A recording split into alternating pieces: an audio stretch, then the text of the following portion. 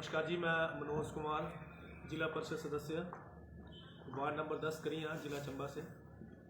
सबसे पहले आप सब पत्रकार बंधुओं का मैं तहे दिल से धन्यवाद करता हूं, क्योंकि आपने इतने कम समय जो है आप निवेदन पे जो है आप यहाँ सब लोग यहाँ पे उपस्थित हुए, इसके लिए आप सब लोगों का बहुत बहुत धन्यवाद। आज का जो हमारा ये मुख्य उद्देश्य था इस वार्ता का, वो ये था कि काफ़ी लंबे समय से हम लोग मिले नहीं थे। एक तो सबसे पहले आप सब लोगों के साथ मुलाकात आपसे जो है काफ़ी दिनों तक टच रहे, चुनावी दौर था, तो विधानसभा चुनाव के सभी ने अपनी अपनी तरफ से जिस तरह से हो सकता अपने अपने लेवल पे मेहनत करी है, और आगे की किस तरह से कार्य हो सकते हैं वो आप सब लोगों का मार्गदर्शन भी हमारे लिए महत्वपूर्ण है। और दूसरी बात, अब चुनाव हो चुके हैं। सर्वप्रथम तो मैं मुबारकबाद देना चाहूँगा हमारे चंबा सदर के नवनिर्वाचित सम्मानीय विधायक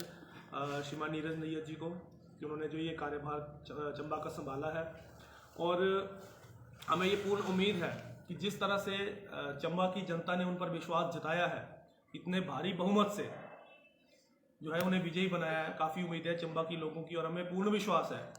कि वो उन उम्मीदों पर बिल्कुल खरा उतरेंगे जिस तरह से विश्वास जो है लोगों ने जताया है।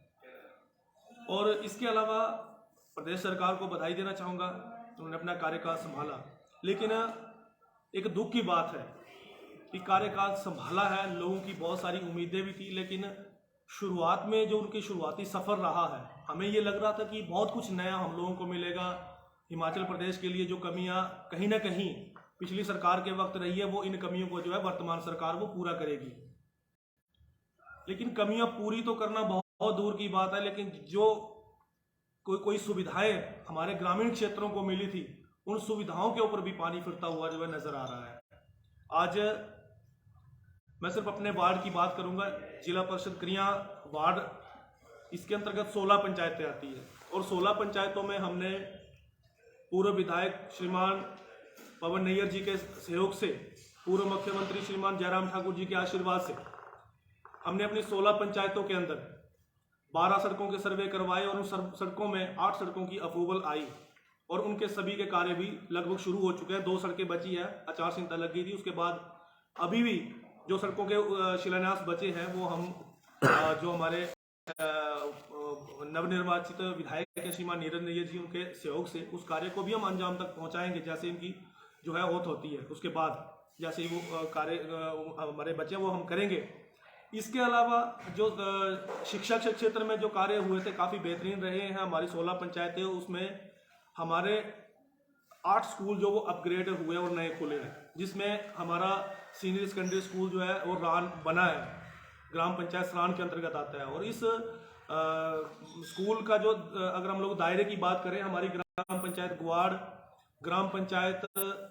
सराहन, इन 2 पंचायतों के जो गांव थे, जिसमें बेईग्रां, सरी, मांद्रा, ग्वाड़, जिजरेड, रान, इस तरह के काफ़ी अपर एरिया जहाँ के 2 से ढाई घंटे का रास्ता जो वो साउ पैदल जाना पड़ता था, और उसके बाद 2-2.5 घंटे का रास्ता जो वो वापस, यानी कि 5 घंटे का सफ़र उनका जो है उस आने जाने के टाइम में निकल जाता था। लेकिन आज हमें जो ये स्कूल हमें रान में मिला है वो काफ़ी बड़ी सौगात हम लोगों के लिए, और काफ़ी अच्छा वहाँ का स्टाफ अभी जो नया आया है बहुत मेहनत कर रहे हैं। प्रिंसिपल भी काफ़ी एक्टिव है, और जो स्टाफ नया ज्वाइन वो भी काफ़ी मेहनत कर रहे हैं बच्चों को पढ़ाने में। स्कूल लेट खुला है, जिस वजह से बच्चे भी हालांकि उम्मीद से बढ़ के हैं, और आने वाले टाइम में मार्च के बाद मुझे लगता है ये संख्या जो दुगुनी हो जाएगी।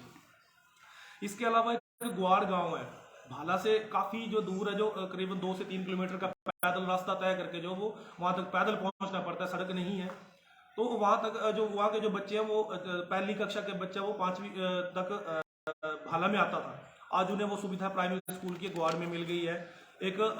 ग्राम पंचायत अठलुई के अंदर कुर्तला स्कूल है, वो अपग्रेड हुआ है, प्राइमरी से जो है मिडल हुआ है। एक हमारा ग्राम पंचायत कुम्हारका के अंदर सालुई स्कूल नया खुला है। इसके अलावा उटीप में भुज्जा खुला है, और हमारा ग्राम पंचायत रजेरा के अंदर ककला स्कूल अपग्रेड हुआ है, जांगी के अंदर अपग्रेड हुआ है, बैली के अंदर जो है छतरेड़ी स्कूल अपग्रेड हुआ है। ऐसे हमारे जो है कुल 8 स्कूल जो मेरे वार्ड के अपग्रेड हुए थे।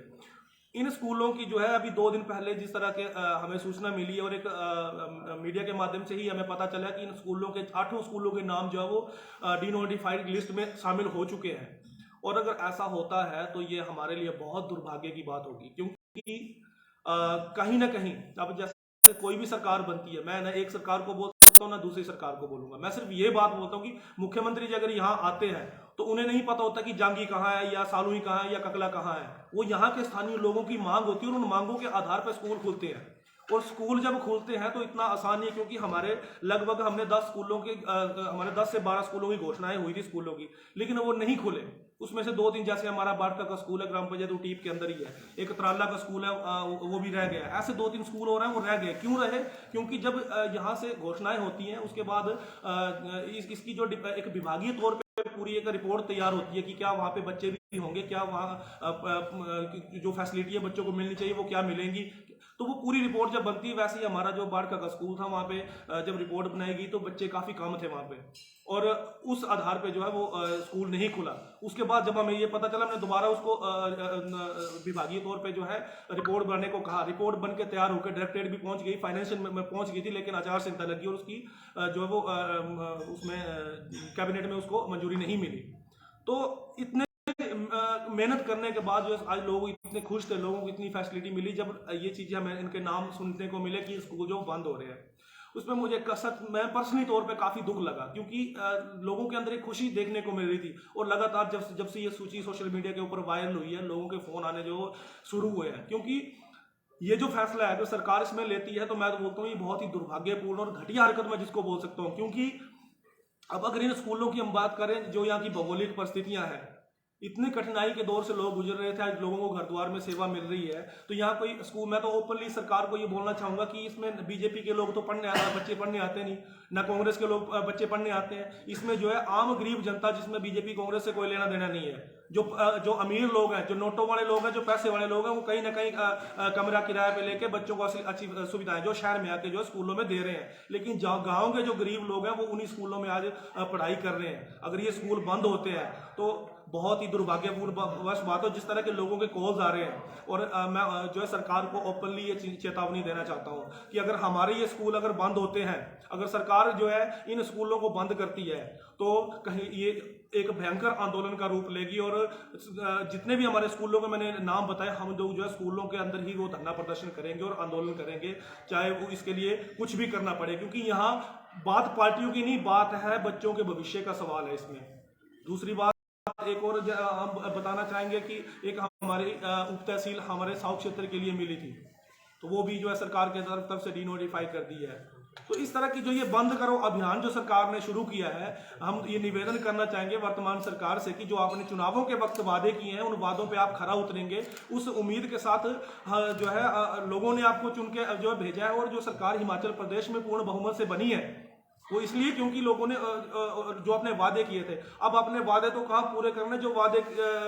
जो पुराने काम हुए उनको भी बंद करने पे तुले हुए हैं। अगर आपको कहीं लगता है कि स्टाफ की कमी है, आप स्टाफ को भरिए, हम उसका आपका जो है उसमें समर्थन करेंगे। और मैं आप सब लोगों के माध्यम से जो है वर्तमान हमारे नवनिर्वाचित जो विधायक हैं चंबा सदर के सम्मानित इसलिए नीरज नैयर जी, मैं उनसे आप लोगों के माध्यम से आग्रह करना चाहूंगा, उनसे निवेदन करना चाहूंगा कि आपको चंबा के लोगों ने आप पर बहुत विश्वास जताया है, इसलिए इतने भारी बहुमत से चुनकर भेजा है। और आपका जो व्यक्तित्व है, आपका जो जिस तरह से आप लोगों को ने आपको पसंद किया है, उस आधार पे, और चंबा की आप